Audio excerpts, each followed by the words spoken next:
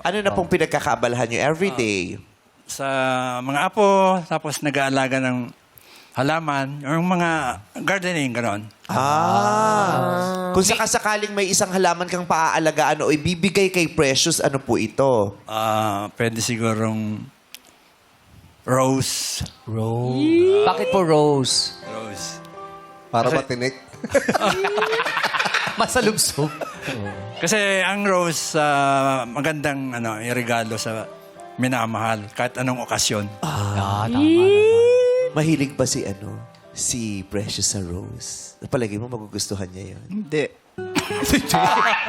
Hindi mahilig. Pinara agad eh. Anong hilig ni Ate Precious? Madyong. Umpisa pa lang.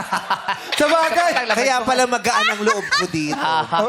Ay, diba? Akong player, bre. Oo, may joker kayo, Precious. May joker. Meron. Dalawa. Isa lang. Sabagay may flower sa bandok. Oh, may flowers naman doon Perpin flower. Pag naka-13 ka, ambisyon yun eh.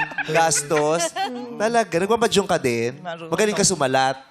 Oo. Talaga? Ay. Paano ka sumalat? Paano? Pati niya. Yes. Kailan ka huling nakasalat? Madyong? Topic natin, madyong naman. Madyong. Sa kayo nagmamadyong? Doon sa amin po. Sampalok. Yung madyong nyo, kinakamay o automatic? Kinakamay.